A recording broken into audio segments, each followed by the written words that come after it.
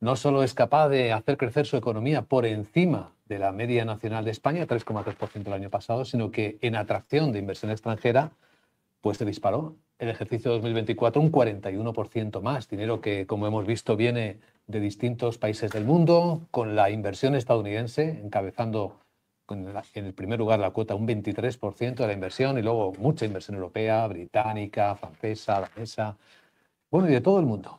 El talento andaluz, el ecosistema que se está creando, mucho más allá del turismo, nos permite experimentar algo que quizás a mucha gente le sorprendería. El subidón que Andalucía está protagonizando en la economía tiene algunas causas. Y es lo que estamos intentando aprender en este programa especial. Y eso es lo que queremos hablar con el presidente del Gobierno de Andalucía, el presidente de la Junta de Andalucía que nos acompaña, don Juan Manuel Moreno Bonilla. Gracias. Muchas gracias, un placer estar con vosotros. Para mucha gente es una sorpresa el desempeño económico de Andalucía, lo que ha ocurrido, qué está pasando, por qué está pasando todo esto, cuáles son las razones profundas, a su juicio. Bueno, yo creo que hay muchas causas, ¿no? Y las causas tienen que ver con un cambio de políticas, ¿no? Por así decirlo, políticas que son reformistas, políticas que son liberales, políticas que tienen un objetivo fundamental, que es generar confianza en el inversor, por tanto, seguridad jurídica, y además acompañado de un ecosistema que es favorable, convirtiendo a Andalucía en la segunda comunidad autónoma más competitiva fiscalmente, simplificando los trámites administrativos y, en definitiva, haciendo más apetecible, más posible la inversión tanto nacional como extranjera en Andalucía. ¿Cuáles son los focos estratégicos que el Gobierno de Andalucía ha marcado para aprovechar el potencial que este momento parece representar? Bueno, nosotros hemos marcado unos objetivos que son objetivos ambiciosos, ¿no? Creemos que Andalucía puede producir más, puede generar más empleo, puede generar más bienestar, ¿no? Y para ello, dentro del sector estratégico, hemos marcado prácticamente 4 que son para nosotros fundamentales. Uno, el sector de las energías. Al final, nosotros, que está vinculado a la industria. Nosotros queremos más industria, estamos muy descolgados, nos hemos quedado muy descolgados, a pesar de que hemos subido 2 puntos en el PIB en producción industrial.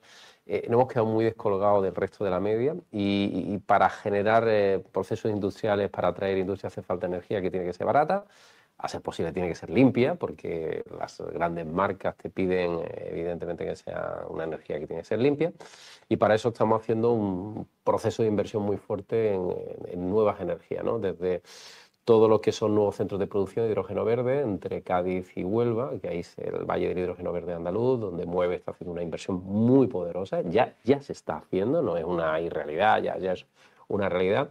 También con todo lo que es el biogás, donde se está trabajando y donde el centro neurálgico está haciendo la provincia de Jaén, y por supuesto con la renovable fotovoltaica y también los aerogeneradores.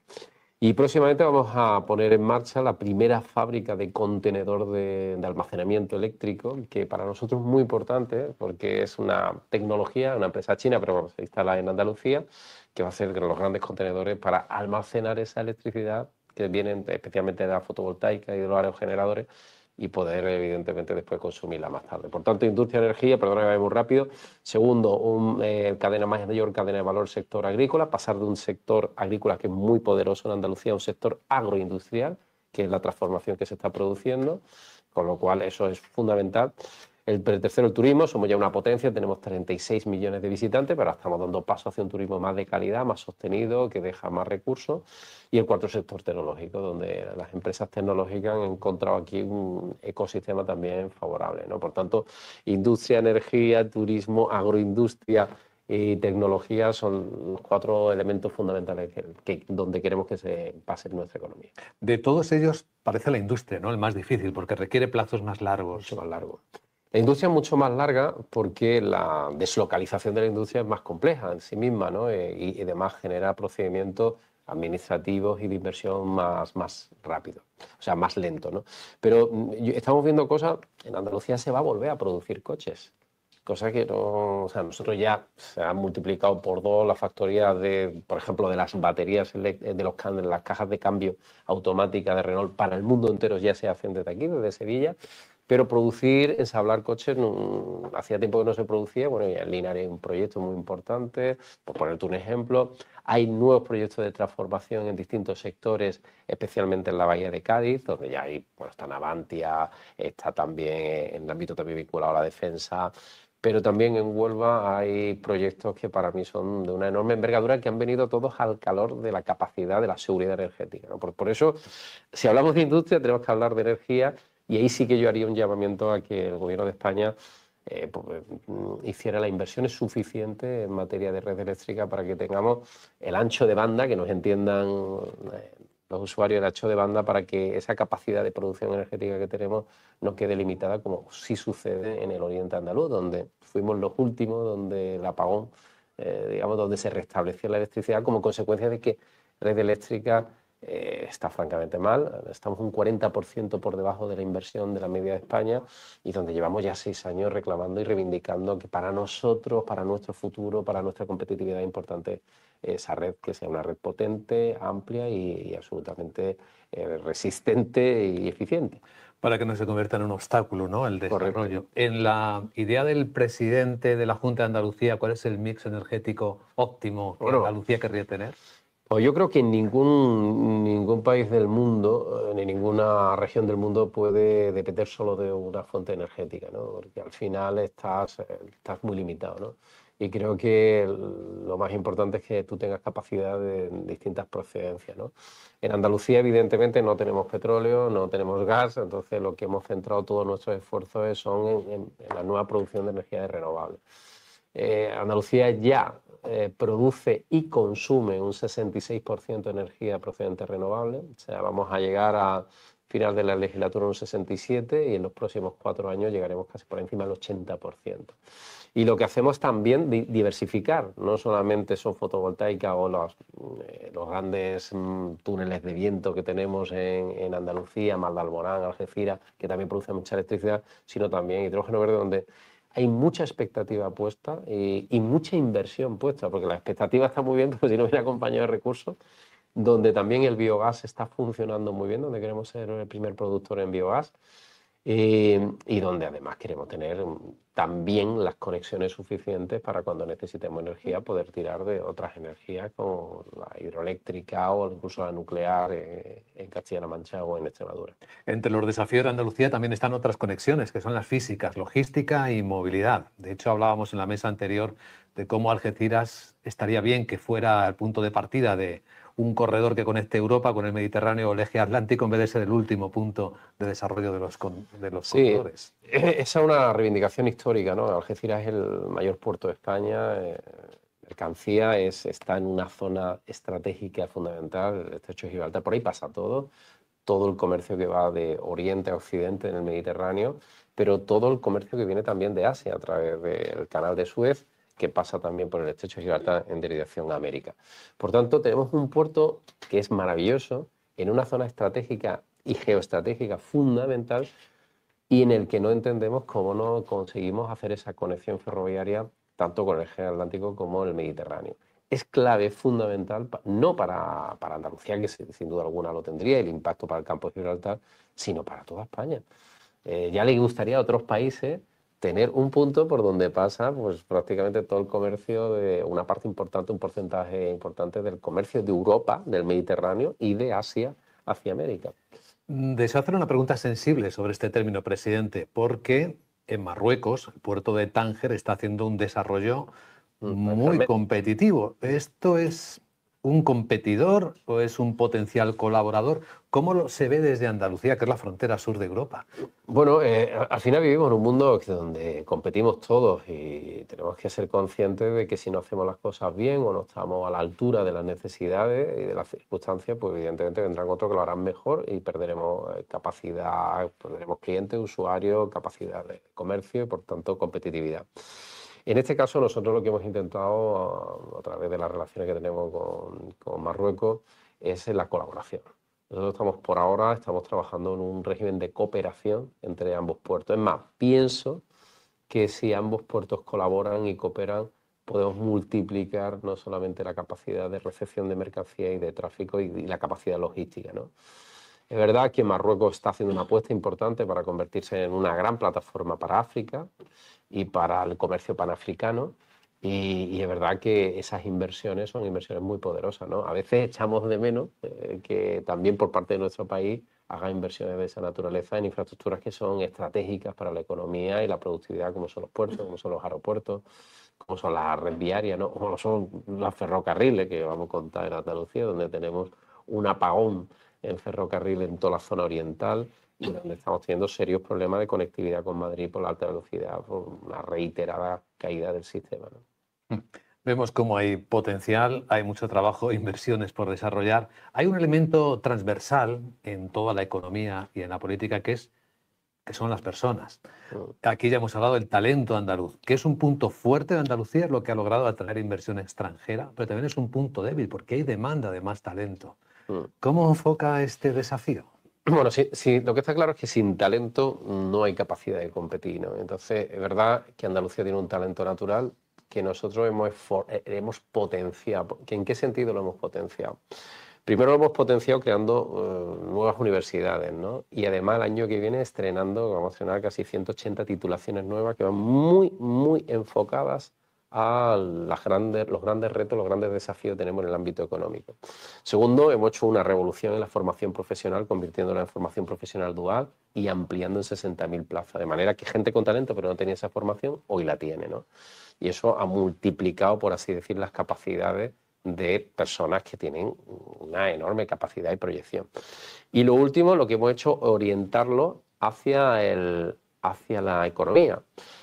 Nosotros, una obsesión que hemos tenido es que el andaluz medio que tiene talento sea consciente de que él puede poner en marcha su propia empresa, que él puede emprender y no solamente puede darse su propio empleo, sino puede generárselo a los demás. Y como consecuencia de eso ha pasado dos cosas, ¿no? Una, nos hemos convertido en líderes de trabajadores autónomos. Trabajadores autónomos, hemos superado a Cataluña hace 4 años y hemos marcado una brecha muy amplia con Cataluña, que era la líder, primero Madrid, primero Cataluña, segundo Madrid, la líder es en Andalucía. Y la segunda, convirtiéndola en la segunda comunidad autónoma con más empresas de España, superando a Madrid y solo por detrás de Cataluña.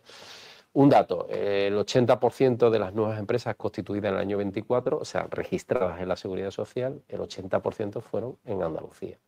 ¿Qué significa? Que hay un cambio, que esa mentalidad se ha puesto a trabajar y que hay una nueva generación de andaluces que ha entendido que pueden emprender, que están en condiciones de emprender y de competir. Y eso es lo que ha hecho que por primera vez en la historia de Andalucía superemos los 3,5 millones de ocupados, cosas que no habíamos tenido nunca en nuestra historia, o que nos hayamos convertido en una comunidad exportadora, o en definitiva que Andalucía se haya convertido en una economía cada vez más fuerte, creciendo ininterrumpidamente desde casi 7 años por encima de la media de España y de Europa, o creando más empleo en los últimos 42 meses, ¿no? Todo eso forma parte de un ecosistema productivo donde el inversor se siente cómodo, donde hay estabilidad profesional, donde hay paz social, donde hay incentivos, donde hay baja presión fiscal y donde hay un gobierno que intenta no molestar, por así decirlo, sino ser partícipe en esa acción, ¿no? Sí, sobre eso, esa parte de responsabilidad que le toca a usted con ese compromiso de simplificar y agilizar los trámites para las empresas y los emprendedores, ¿está satisfecho con el nivel alcanzado o todavía queda trabajo? No, queda todavía trabajo. Ahí tenemos un reto por delante. Es verdad que ninguna administración por sí sola puede conseguir el objetivo. De nada sirve que yo reduzca de 6 a 2 trámites un procedimiento para abrir una empresa si después el ayuntamiento no te da la licencia, o si el Estado no te da a veces alguno de los certificados que tiene que dar. Por eso yo lo que pediría sería una gran alianza de todas las administraciones, incluida la Unión Europea también, que tiene una enorme burocracia, para que simplifiquemos los trámites. Desde luego en Andalucía estamos por debajo de la media en el ámbito de normativa autonómica. Le voy a dar un ejemplo. 2,2 millones de procesos administrativos lo hemos robotizado. Pues prácticamente limitando el tiempo y siendo mucho más eficiente para el administrado. Fuimos capaces de repartir las ayudas precisamente para la pequeña y mediana empresa en materia, con el motivo de la inflación, de ayudas eléctricas, pues repartimos alrededor de 400 millones de euros en un tiempo récord, escasamente mes y medio, ¿no? Entonces, certificadas, dadas, concedidas.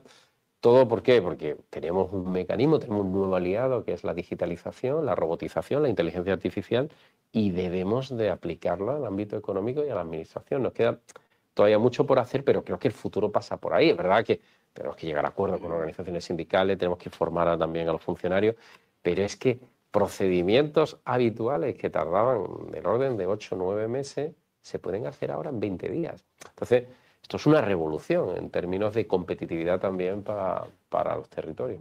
Presidente, hemos centrado nuestra conversación en temas económicos. Aquí está con nosotros el director de nuestro programa El Balance, Federico Quevedo, que también tiene alguna pregunta sobre el presente y el futuro. Y el futuro inmediato, que es el mes de julio, que es una Congreso Nacional del Partido Popular, y el presidente del Partido Popular y la Junta Directiva han elegido al presidente de la Comunidad Autónoma de Andalucía y al presidente de la Comunidad Autónoma de Castilla y León, para hacer la ponencia política, que para que nuestros oyentes entiendan un poco es la que va a marcar el ideario con el que el Partido Popular se va a presentar a las próximas elecciones. ¿El presidente tiene ya en la cabeza por dónde va a ir esa ponencia? ¿Cuáles van a ser los temas fundamentales?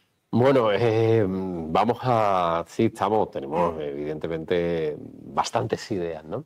Pero básicamente lo que queremos hacer, hay un equipo que es un equipo nutrido, de personas además formadas, capaces y con información, hacer una ponencia política en la que todos nos sintamos identificados, donde señalemos los problemas, los retos, los desafíos que tienen los españoles y también marquemos las posibles soluciones que se le puede dar desde el Partido Popular. Creo que además el proyecto político que representa la organización política en la que yo milito tiene que ser un proyecto político amplio. Y tiene que ser amplio, ¿por qué? Porque tiene que generar capacidad de generar mayorías sociales en su entorno. Y para eso, pues necesitamos, pues como digo, que en esa ponencia los ciudadanos españoles se sientan identificados de una u otra manera, ¿no? Vean respuestas a sus inquietudes o respuestas a sus problemas, ¿no?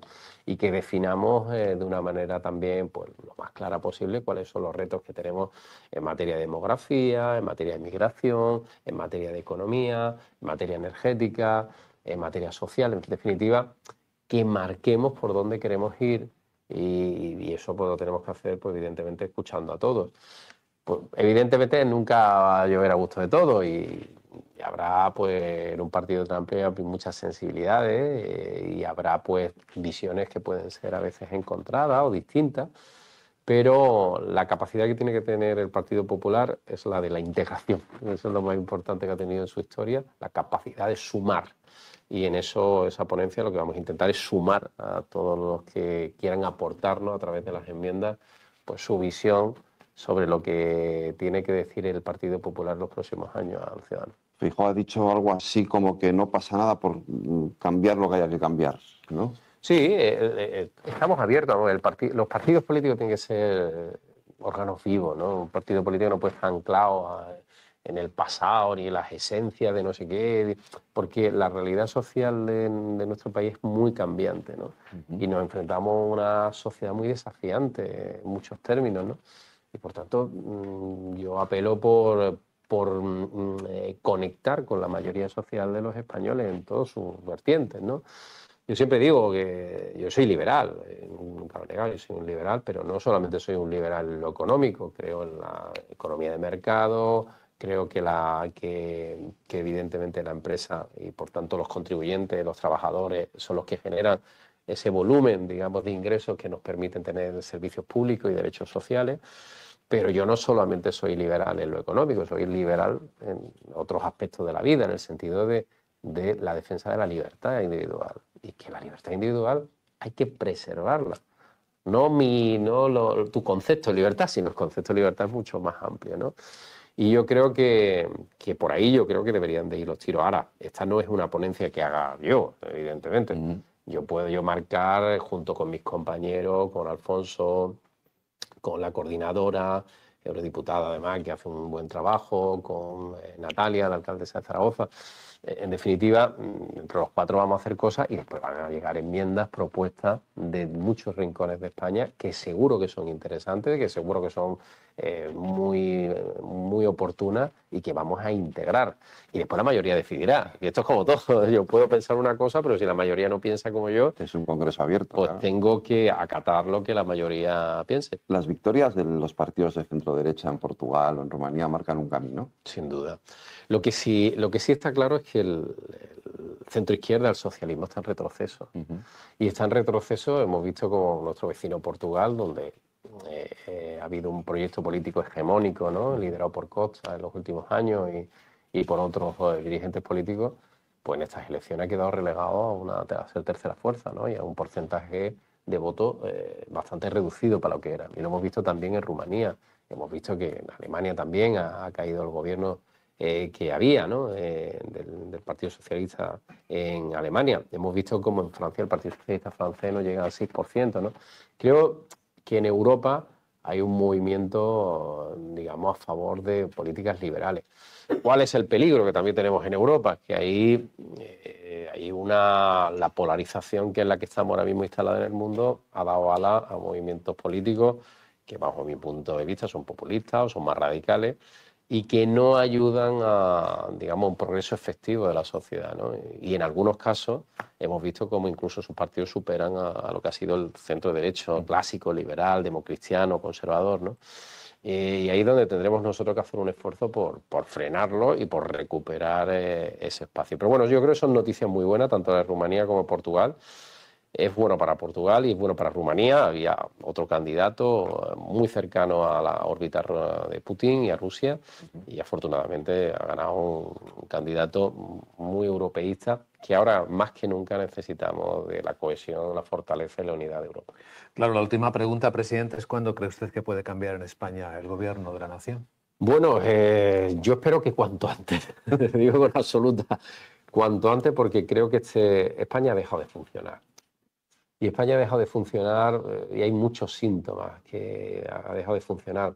Ha dejado de funcionar cuando tú a lo largo de una legislatura no eres capaz de aprobar un presupuesto. Ha dejado de funcionar cuando las normas elementales no se están cumpliendo, los reglamentos no se cumplen, cuando el presidente no comparece en el Congreso.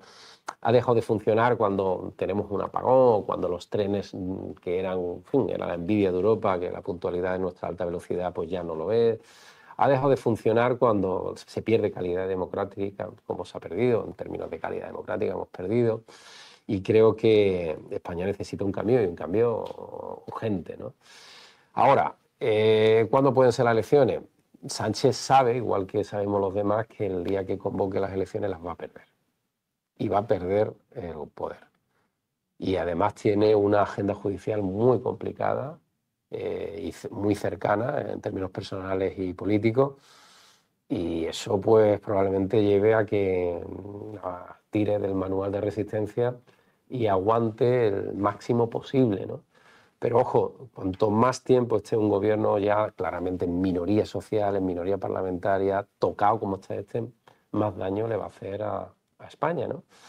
Y eso que España se ha italianizado en el sentido de que la economía hay un desacople del mundo económico de la política, que es evidente. O sea, el mundo económico ya ignora a la política y sigue su marcha. Pero lo que está claro es que España podría volar. Volar. Tenemos una coyuntura que se nos puede ir pronto, muy favorable a nuestro país, como consecuencia también de las inversiones energéticas. La energía ha traído también un sector de una capacidad de reindustrialización. Pero si tenemos un gobierno que tiene que hacer reformas, que baje la presión fiscal que nos tiene asfixiados, un gobierno que tenga unas recetas completamente distintas y un gobierno que gobierne y nos deje de estar en todos los debates del mundo. Oiga, mira usted, el gobierno no puede estar en Eurovisión y 2 días con Eurovisión. El gobierno no puede politizarlo absolutamente todo. El gobierno tiene que estar en gestionar y en resolver los problemas de los españoles. Y lo que necesitamos es un gobierno que esté ahí, que es donde realmente es importante que esté, ¿no? Presidente, gracias por su amabilidad, por responder nuestras preguntas. Nada, un placer para mí estar en esta entrevista de Capital Radio y también agradeceros que estéis aquí en Sevilla, en Andalucía, que para nosotros también es un motivo de satisfacción. Vamos a seguir profundizando a continuación en el turismo, en las oportunidades de inversión en Andalucía, en este programa especial.